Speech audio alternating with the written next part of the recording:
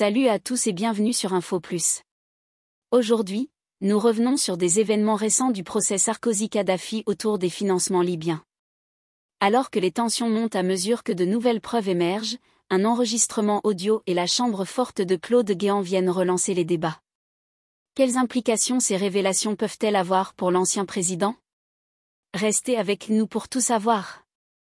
Pour ceux qui n'ont pas suivi les développements, Nicolas Sarkozy fait face à des accusations de financement illégal de sa campagne présidentielle de 2007 par le régime libyen de Mouammar Kadhafi. Ce procès a attiré l'attention des médias et du public en raison des conséquences potentielles pour l'avenir politique de Sarkozy.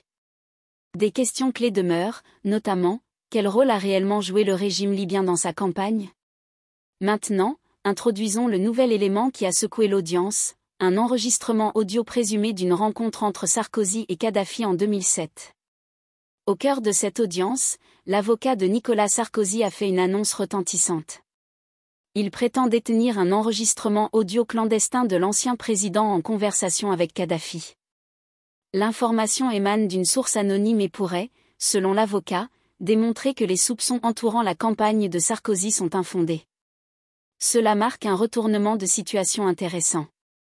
Alors qu'un mois plus tôt, Sarkozy exprimait des doutes sur l'existence de tels enregistrements, l'obtention de cette preuve pourrait redéfinir sa stratégie de défense.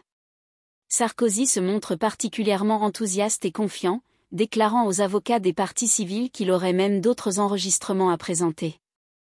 Mais la question demeure, cet enregistrement est-il réellement pertinent pour l'affaire? D'un autre côté, l'affaire de la chambre forte de Claude Guéant continue de susciter des interrogations. Lors des audiences précédentes, Guéant a eu des difficultés à expliquer l'origine de ce coffre-fort. Pourquoi un tel dispositif aurait-il été nécessaire pendant une campagne électorale? Que contenait-il? Les tentatives de Guéant pour justifier cette chambre forte n'ont pas convaincu tout le monde, alimentant les suspicions autour des financements occultes. La présence de ce coffre, en plein cœur de la campagne de Sarkozy, pose des questions fondamentales sur les pratiques de financement des partis politiques en France.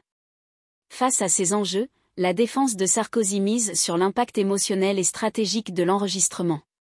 Pour eux, cela représente non seulement une opportunité de saper les accusations, mais aussi de reprendre le contrôle du récit public autour de cette affaire. À l'inverse, l'enthousiasme de l'ancien président face à cette nouvelle preuve pourrait également en dire long sur ses attentes et ses espoirs de victoire au tribunal.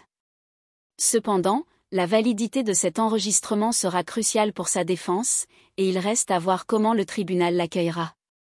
La résonance de ce procès va bien au-delà des simples débats juridiques. Les conséquences potentielles pour Nicolas Sarkozy pourraient avoir un impact sur son avenir politique. Un verdict défavorable pourrait non seulement entacher son héritage mais également influencer le paysage politique français en général.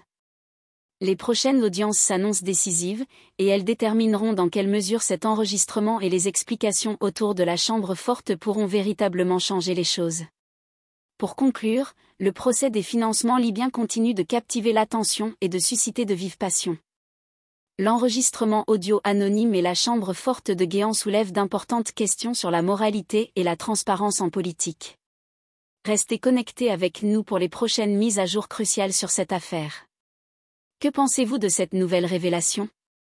Pensez-vous que cet enregistrement va aider Sarkozy? Partagez vos avis dans les commentaires. Merci de nous avoir rejoints, et n'oubliez pas de vous abonner pour ne rien rater de l'actualité brûlante.